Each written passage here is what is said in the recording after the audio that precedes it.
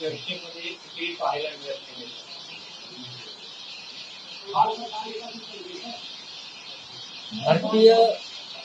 भारतीय संसदेची अत्यंत दयनीय अवस्था भाजपच्या सरकारनं खास करून पंतप्रधान नरेंद्र मोदी यांनी केली. भारतीय संसदेचं महत्व त्यांनी लोकशाहीतून संविधानातून नष्ट करण्याचे ठरवले.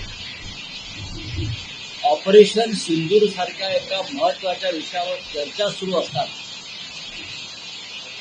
पंतप्रधान संसदेमध्ये बसत नाहीत आणि विनोद असा की त्यांच्या एक्स पोस्टवर समाज माध्यमांवरती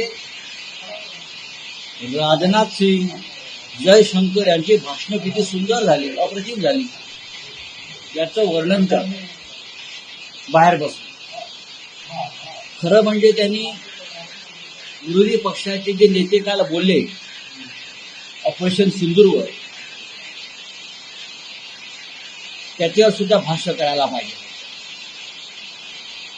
मग गौरव गोगोई असतील,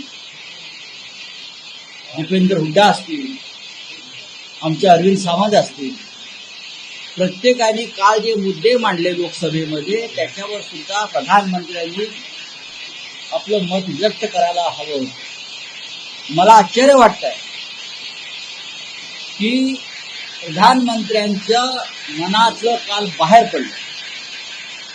राजनाथ सिंग यांनी सांगितलं, देशाचे संरक्षण मंत्री, की पाकिस्तानमध्ये घुसून पीओकेवर कब्जा मिळवण्याचं आमचं ध्येय नव्हतं आणि कधीच नव्हतं. राजनाथ सिंह ने कल कहा है सदन में कि पीओके में घुसकर, पाकिस्तान में घुसकर पीओके का कब्जा लेने का हमारा इरादा नहीं था. ये बहुत गंभीर बात है.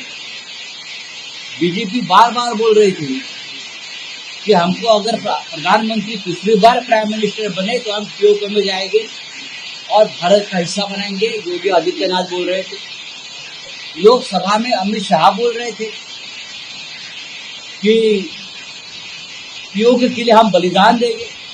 लेकिन कल उनके रक्षा मंत्री बोल रहे हमारा वो कोई उद्देश्य नहीं है, और उस भाषण का प्रधानमंत्री गौरव कर रहे.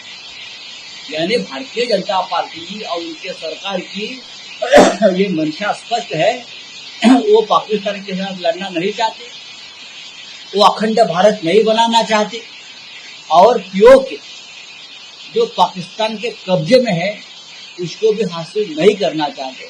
तो ये सरकार क्यों बैठी? ये बहुत ही लज्जास्पद बात कल प्रधानमंत्री और रक्षा मंत्री ने की है और उसकी निंदा होनी चाहिए. बहुत ही बुरी बात है. देश के लिए, राष्ट्र के लिए कौन सा ऑपरेशन सिंदूर आप करने जा रहे हैं? किसके लिए जा रहे थे? पाकिस्तान को आप पूरी तरह से खत्म करने का आपका इरादा था, लेकिन आपके रक्षा मंत्री कल सदन में बोल रहे हमारा वो इरादा नहीं था.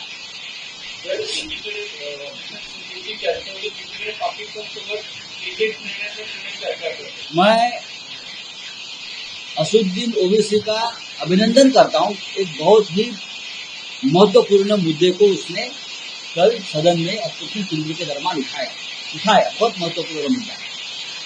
आप कहते हैं कि पानी और खून एक साथ नहीं बहेगा. हमारे प्रधानमंत्री कहते हैं पानी और खून एक साथ नहीं बहेगा, टेरर और टॉक एक साथ नहीं चलेगा. ये प्रधानमंत्री की भाषा है. तो क्या टेरर और क्रिकेट एक साथ चलेगा? और एक क्रिकेट के मुखिया कौन है? तो आपके गृह मंत्री के बेटे हैं. उनके लीडरशिप में भारत और पाकिस्तान की क्रिकेट खेला जाएगा. क्या आप उस बारे में अपने गृह मंत्री से सवाल करेंगे? अगर पाकिस्तान के साथ, टेरर के साथ क्रिकेट हो रहा है तो यह ऑपरेशन सिंदूर और हमारे सैन्य पराक्रम का अपमान है. इसके लिए गृह मंत्री का कोर्ट मार्शल होना चाहिए. कोर्ट मार्शल क्यों होना चाहिए? सबसे पहले पहलगांव का हमला जो है वो रोक नहीं पाए. उनकी जिम्मेदारी है। कश्मीर में उनका राज है, ये केंद्र शासित प्रदेश है, आपके राज्यपाल बैठे हैं, आपकी सुरक्षा व्यवस्था है, आपके पुलिस है, पूरे राज्य में ऐसे लगाया है, आर्म एक्ट लगा है। आप यहाँ से कश्मीर कंट्रोल करते हो तो जिम्मेदारी आपकी। आपका इस्तीफा होना चाहिए था, लेकिन प्रधानमंत्री ने इस्तीफा नहीं लिया। प्रधानमंत्री उपराष्ट्रपति का इस्तीफा ले सकते हैं, उनकी बात नहीं मानते इसलिए, लेकिन 26 लोगों की हत्या जिस गृह मंत्रालय की बेफिक्री से हो गई है, उस गृह मंत्री का इस्तीफा नहीं ले रहे। बोलने दो, उसे बोलने से क्या होता है? क्या होगा बोलने से? ये सरकार का कोर्ट मार्शल होना चाहिए। इतना बड़ा अपराध ये लोगों ने किया है, 26 लोगों की जानें चली, चाहे उरी हो, चाहे पठानकोट हो, चाहे पहलगांव हो, चाहे और कुछ हो, चाहे ये सरकार ने जिस तरह से हमारे सैनिक अभियान का राजनीतिकरण किया है, उनका कोर्ट मार्शल ही होना चाहिए।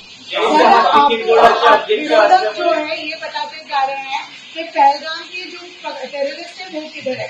कल ही ऑपरेशन महादेव, देखिए operation Sindoor, operation Mahadev, operation Ganga, operation Yamuna, यही करते रहेंगे।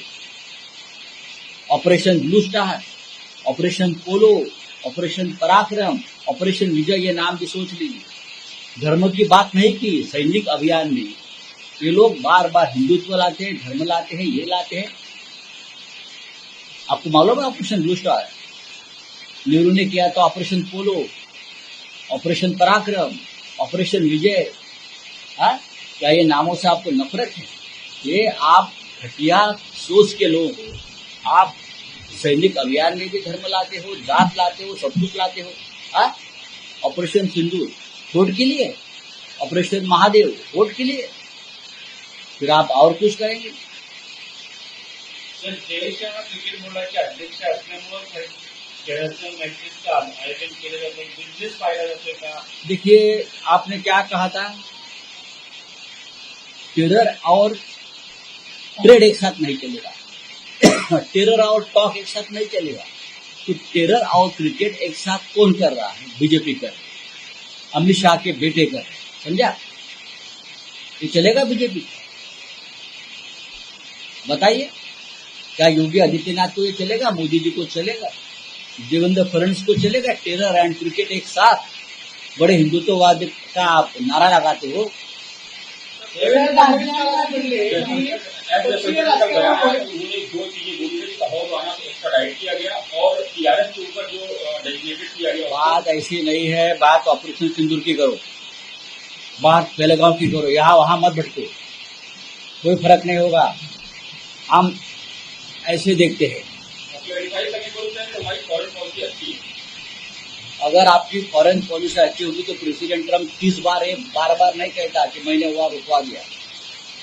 अगर आपकी फॉरेन पॉलिसी अच्छी होती तो ऑपरेशन सिंदूर के दरमियान चाइना पाकिस्तान के साथ डटकर खड़ा नहीं रहेगा हमारे खिलाफ। राज ठाकरे उद्धव ठाकरे जाणार गणेश उत्सव येणार आहे, तर उद्धव ठाकरे विरोध करतील का? आणि गणेश उत्सव हा काय मीडियाचा प्रश्न झाला का? हा एक कौटुंबिक नात्याचा प्रश्न आहे।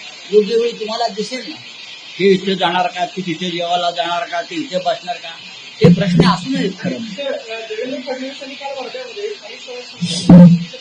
मेळावा घेतला, त्याचं म्हटले की पक्षीय राजकारणामुळे अनेकांनी पक्षाला खड्ड्यात घातलेला आहे। जर तुम्ही पक्षाला खड्ड्यात घालण्याचं काम केलं तर आम्ही हा त्यांच्या पक्षातला प्रश्न। तुम्हाला उद्देशून म्हटले की आम्हाला उद्देशून जरी म्हणत असले तरी मी ऑपरेशन सिंदूरची तुलना ही महाराष्ट्रातल्या त्यांच्या विजयाशी करेन।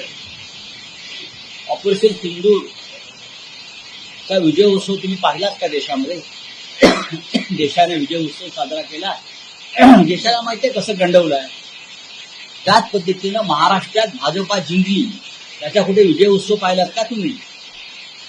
नाही ना। हे दोन्ही ठिकाणी लफंगेगिरीच झाली आहे। चला, माणिकराव कोकाटे यांचा राजीनामा कधी हा प्रश्न पडतो सर। अजित पवार यांनी पण संकेत केले की की कारवाई होणार आहे हे पण सांगितलं जाते, सगळे नाराज आहेत, तरी माणिकराव कसबे त्याच स्टँड करतात. प्रत्येकाला योग्य वेळी जावंच लागते इतके मी सांगतो.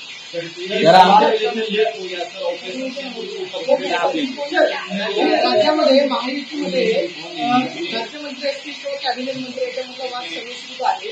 आशिष शेलार परदेश दौऱ्यावरती आहे. एकनाथ शिंदेनी मराठी स्त्रियांसाठी बैठक बोलावली होती, मात्र ती रद्द करावी लागली. अशी चर्चा निर्माण झालेली आहे. बघा, त्या पक्षामध्ये त्या सरकारमध्ये अजिबात एकवाक्यता नाही. मी तर नेहमी म्हणतो कॅबिनेटमध्ये गँगवॉर नाही झालं म्हणजे मिळवलं. चलिए, थँक्यू. क्रांतिकारी योजनामध्ये घोटाळे सापडले गेले आहेत. हे आहे त्यांच्या नावावरती त्यांचा जो ड्रायव्हर आहे कोणाचा? संदीपान डोंगरे खासदार सर ऑपरेशन सुनील तटकरे अमित शहाना भेटले सुनील तटकरे अमित शहाना भेटले देऊ शकतात तेव्हा असं घडलं.